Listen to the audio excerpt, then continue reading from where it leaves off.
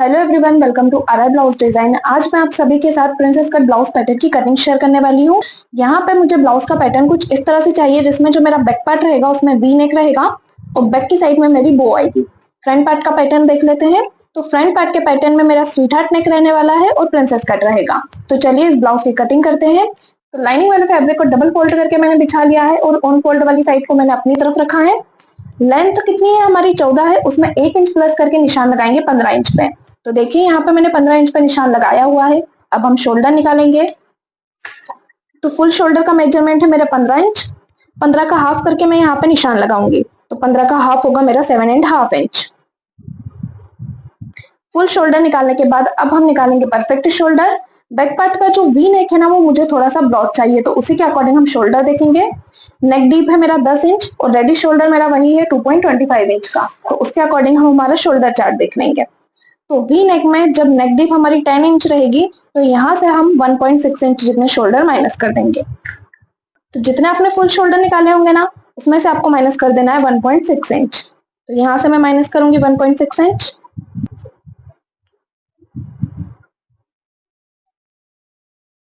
अब मैं चेक कर लूंगी कि परफेक्ट शोल्डर कितने इंच के आ रहे हैं।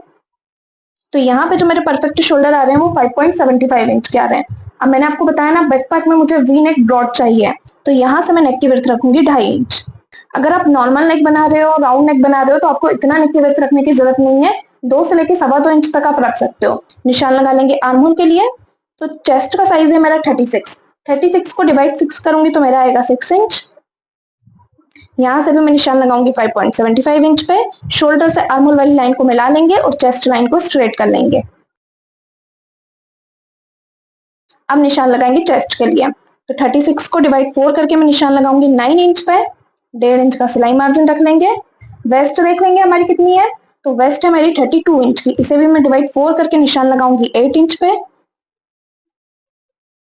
और वेस्ट में जो हमारा मार्जिन रहेगा वो रहेगा 2.5 इंच का। चेस्ट लाइन से वेस्ट लाइन को मिला लेंगे।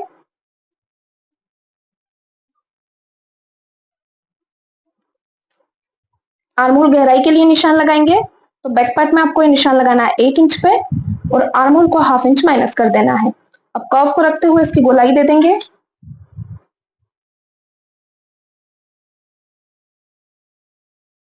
बैक पार्ट में हमारा टक्स आएगा ना, तो टक्स का निशान लगाएंगे 4 इंच पे और दोनों साइड से इसे सिलाई में आपको 1/2 इंच कवर करना है।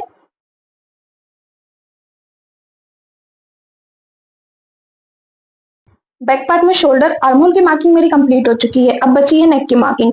तो जब मैं नेक की मार्किंग करूंगी तो इसमें वी नेक का जो मेरा शेप रहेगा उसकी कटिंग मैं कैनवास के ऊपर करने वाली हूँ। तो इसका लिंक मैं आपको डिस्क्रिप्शन में डाल दूंगी, वहां से जाके आप बैक पार्ट की डिजाइन की कटिंग और स्टिचिंग देख सकते हैं। अभी हम बैक पार्ट को इतना ही कट करेंगे और अपने फ्रंट पार्ट को कट करना देखेंगे। बैक पार्ट को मैंने कट कर लिया है। अब इसके जो शोल्डर रहेंगे ना, वो हमारे नेक की तरफ माइनस होंगे, लेकिन जब मैं नेक की कटिंग करूंगी तभी शोल्डर को माइनस करते हुए उसे भी कट कर लूंगी। तो अभी बैक को हम साइड में रखते हैं और फ्रंट को कट करना देखेंगे। फ्रंट पार्ट में भी सबसे पहले आपको निशान लगाना है लेंथ के लिए। तो जितनी लेंथ आपने आपके बैक पार्ट में रखी होगी उससे 1 इंच ज्यादा लेंथ रखनी है आपको आपके फ्रंट पार्ट में। जब भी हम प्रिंसेस कट ब्लाउज पैटर्न बनाते हैं ना, तो लेंथ हमारी 1 इंच ज्यादा रहती है बैक पार्ट से। तो बैक पार्ट में थी 15, फ्रंट पार्ट में लेंथ का निशान हम लगाएंगे 16 इंच पे।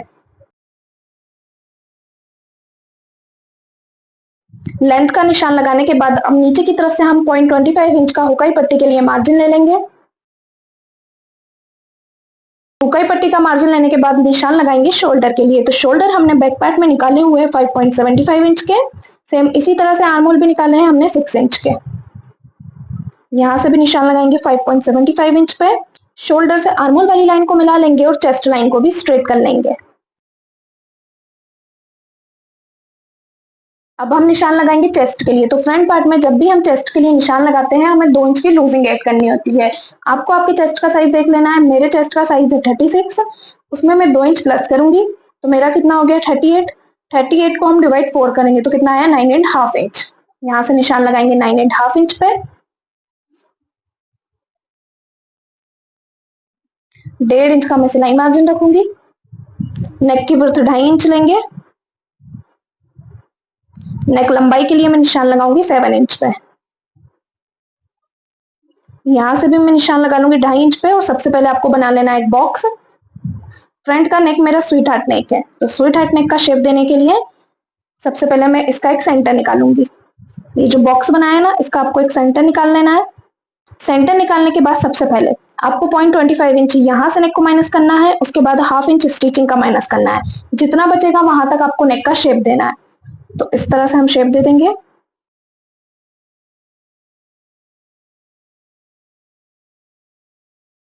इसे भी आप कैनवास के ऊपर कट कीजिएगा। कैनवास के ऊपर कट करने से नेक आपका सेट होके आता है, कहीं से भी लूज नहीं रहेगा स्टिचिंग के बाद। अब हम आर्म होल की गोलाई के लिए निशान लगाएंगे। तो गोलाई के लिए यहाँ पे जो हमारा निशान लगेगा वो लगेगा 0.75 इंच पे। आर्म होल से शोल्डर वाली लाइन का आपको एक सेंटर निकालना है और सेंटर से 0.25 इंच अंदर की तरफ आते हुए इसे आपको शोल्डर वाली लाइन से मिला देना है। अब कर्व को रखते हुए इसकी हम गोलाई देंगे।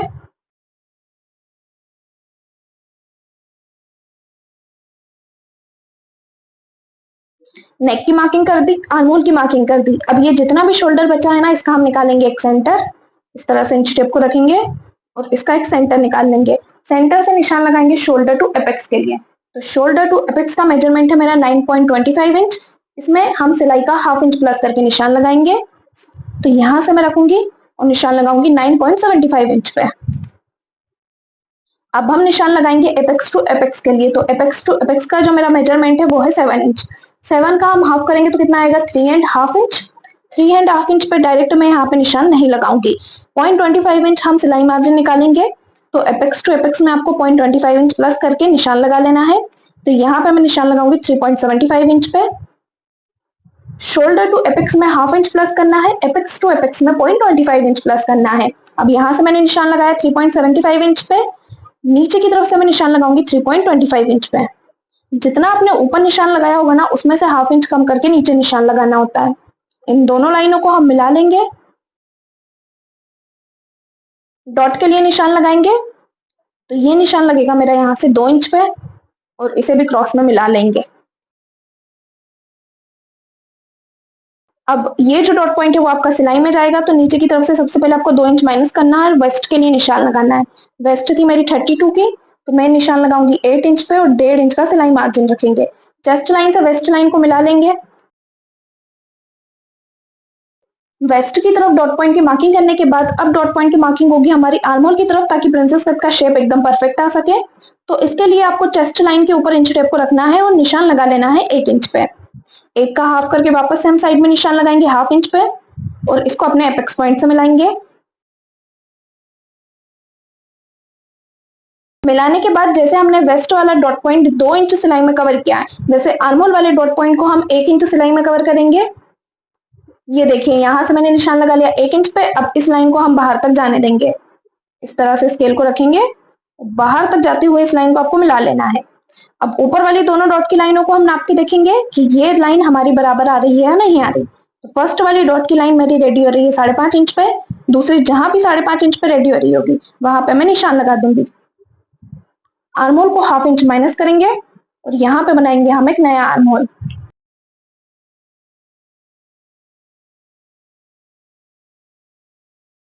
इस तरह से आपको नया आर्मोल बना लेना है। नए आर्मोल को बनाने के बाद अब हम प्रिंसेस कट का शेप देंगे। शेप देने के लिए आपको कर्व को ले लेना है और जो आपका एपेक्स पॉइंट रहेगा ना, उसके सेंटर में रख लेना है। अब सेंटर में आपको इस तरह से रखना है कि जो आपकी नीचे वाली डॉट की लाइन रहेगी उससे कब एक लाइन जितना अंदर की तरफ आना चाहिए। अब इसको रखते हुए हम यहाँ पे गोलाई का शेप देंगे। गोलाई का शेप देने के बाद जो नीचे वाली डॉट की लाइन रहेगी उसके आपको टोटल 2 सेंटर निकालने हैं। फर्स्ट सेंटर से हाफ इंच ऊपर आएंगे, सेकेंड सेंटर से 0.25 इंच ऊपर आएंगे और गोलाई में इसका शेप देंगे।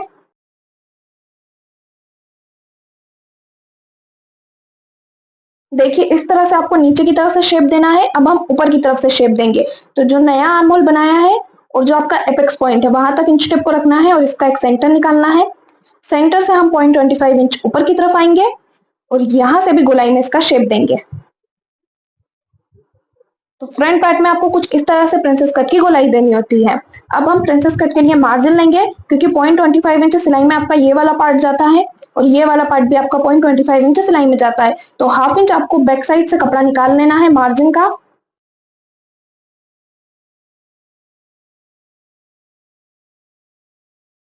अब नीचे वाली दोनों डॉट की लाइनों को भी हम नाप के देखेंगे।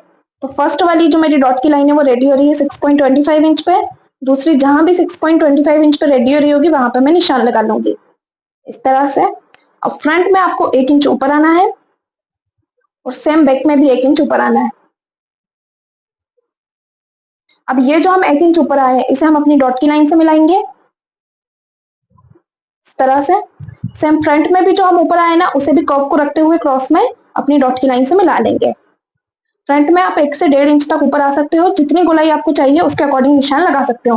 पर बैक में आपका 1 इंच फिक्स रहेगा, इसमें आप 1 इंच से ज्यादा लोगे तो आपका जो फ्रंट पार्ट रहेगा वो बैक पार्ट से छोटा हो जाएगा।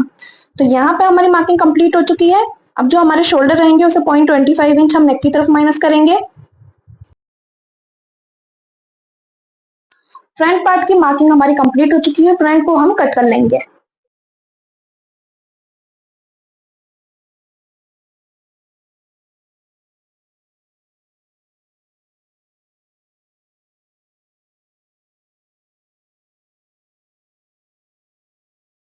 देखिए फ्रंट पार्ट की कटिंग हमारी यहाँ पे कंप्लीट हो चुकी है।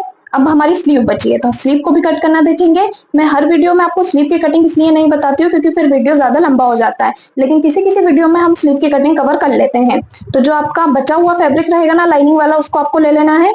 यहाँ पे मैंने टोटल 1 मीटर लाइनिंग वाला फैब्रिक लिया था इस तरह से। सबसे पहले जो इसकी बॉर्डर रहेगी ना उसको आपको बराबर कर लेना है, कहीं से भी फैब्रिक ऊपर नीचे नहीं होना चाहिए। अब इस कपड़े को हम 4 फोल्ड कर लेंगे इस तरह से। स्लीव को कट करने के लिए आपको हमेशा फैब्रिक को 4 फोल्ड करना है।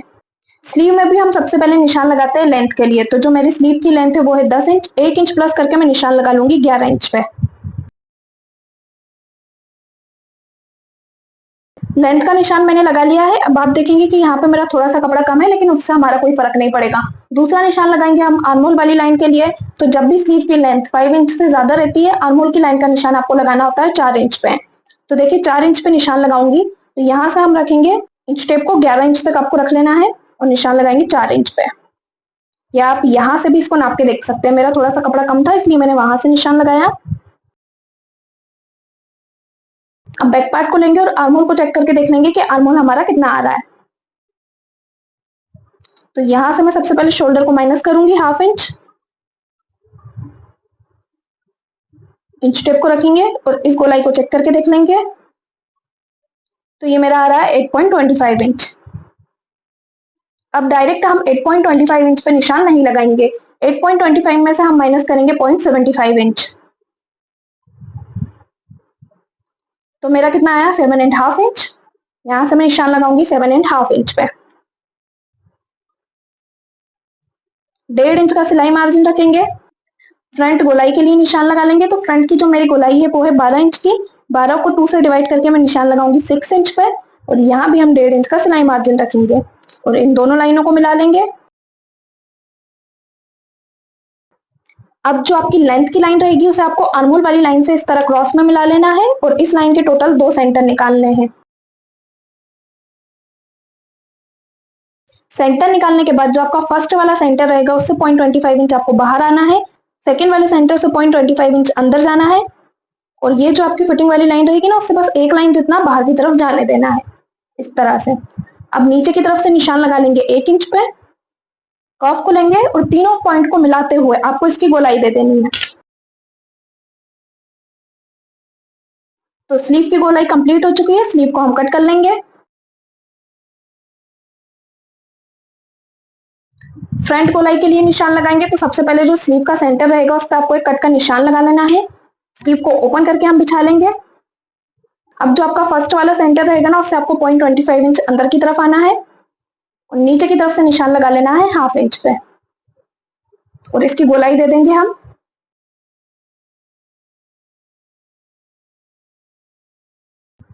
तो ये हो गया आपका फ्रंट और ये बैक। तो यहाँ पे हमारी पूरी कटिंग कंप्लीट हो चुकी है। अब हम अपने फ्रंट पार्ट को स्टिच करना देखेंगे। स्टिचिंग में हम ब्लाउज के फ्रंट पार्ट को स्टिच करना देखने वाले हैं। बैक पार्ट को मैंने यहाँ पे ऑलरेडी रेडी करके रखा हुआ है, इसका लिंक मैं डिस्क्रिप्शन में डाल दूंगी, तो वहां से जाके आप इसको रेडी करना देख सकते हैं। फ्रंट पार्ट को भी जब हम स्टिच करेंगे ना तो मैंने यहाँ पे जो लाइनिंग वाला फैब्रिक है उसको मेन फैब्रिक से अटैच करके ऑलरेडी रेडी कर लिया है ताकि वीडियो ज्यादा लंबा ना हो। अब जो फ्रंट पार्ट का नेक है उसे हम रेडी करना देखेंगे। तो यहाँ पे आपको पता है कि मैंने नेक को स्वीट हार्ट शेप में कट किया हुआ है इस तरह से। तो ये बॉडी पे जाके अच्छी तरह से सेट हो जाए, इसके लिए इसको आपको कैनवास के ऊपर कट करना है। तो यहाँ पे मैं कैनवास ले लूंगी। कैनवास का आप ओपन साइड भी ले सकते हैं, फोल्ड साइड भी ले सकते हैं, क्योंकि ये तो हमारा ओपन ही रहेगा। अब इसके ऊपर जो आपका नेक रहेगा उसको आपको अच्छे से जमा लेना है और पूरे नेक की मार्किंग आपको कैनवास के ऊपर कर लेनी है इस तरह से। नेक की विड्थ हमने कितनी रखी थी, 2.5 इंच। तो यहाँ से हम निशान लगाएंगे 2.5 इंच पे और 2.5 इंच तक आपको नेक को जमा लेना है। उसके बाद ही नेक का शेप आपको यहाँ पे बनाना है इस तरह से।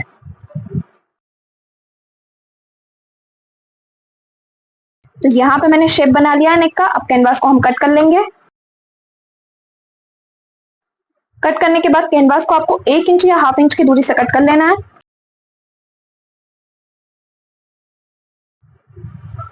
अब जिस भी कलर की आपको पाइपिंग रेडी करनी है उस कलर के कपड़े पे आपको कैनवास को रेडी करना है। तो यहाँ पे मुझे मैरून कलर की पाइपिंग चाहिए, तो मैं कपड़े को ले लूंगी और इसके ऊपर बिछा के कैनवास को कट करेंगे इस तरह से। कपड़े को आपको थोड़ी दूरी से कट करना है, एकदम फिक्स आपको कपड़े को कट नहीं करना है। अब जो हमारा मेन फैब्रिक रहेगा ना उसे अभी हम साइड में कर लेंगे और कैनवास को इस फैब्रिक से कवर करेंगे। एक दूसरे के अपोजिट आपको रखना है। तो जो कैनवास का एक साइड रहेगा ना उसको आपको कैनवास के ऊपर ही फोल्ड कर देना है इस तरह से।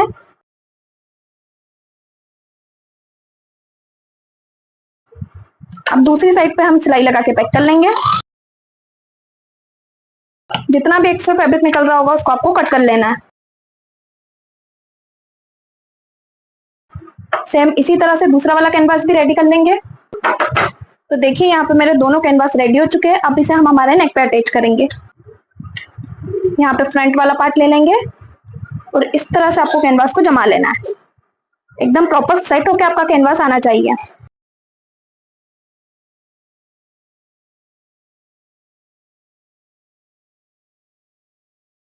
अब इसमें हम बारीक बारीक कट लगा के इसको फोल्ड करेंगे।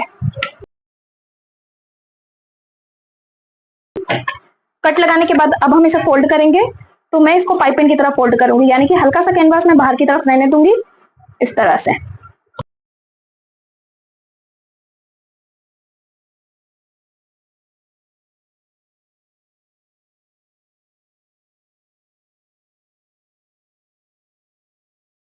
तो देखिए यहाँ पे मैंने कैनवास को लगा के रेडी कर लिया है। कितनी फिनिशिंग के साथ मेरा कैनवास लग के रेडी हुआ है। अब बाकी का जो कैनवास बचा है ना बैक साइड में, उसमें चाहे तो आप तुरपाई लगा सकते हैं या डबल सिलाई से इसको अटैच कर सकते हैं। सेम इसी तरह से मैं दूसरा वाला पार्ट भी रेडी कर लूंगी। दूसरा साइड भी मैंने यहाँ पे रेडी कर दिया है। दोनों पार्ट में यहाँ पे मेरे रेडी हो चुके हैं। आप देख सकते हैं नेक मेरा कितनी फिनिशिंग के साथ रेडी हुआ है।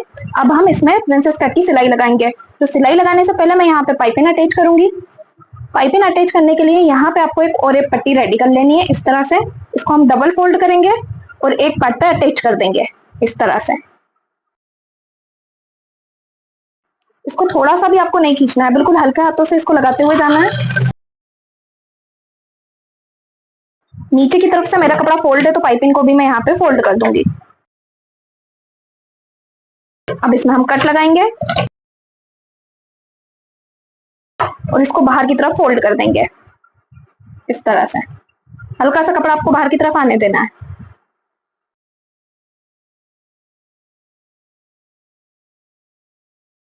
देखिए इस तरह पूरी फिनिशिंग के साथ आपको फ्रंट पार्ट में पाइपिंग को लगा लेना है। अब हम हमारी कटोरी लेंगे और उसको अटैच करेंगे। अटैच करने से पहले दोनों पार्ट को आपको एक बार नाप के देख लेना है, दोनों पार्ट बराबर है या नहीं। तो देखिए दोनों पार्ट बिल्कुल बराबर आ रहे हैं, इन्हें हम अटैच कर देंगे।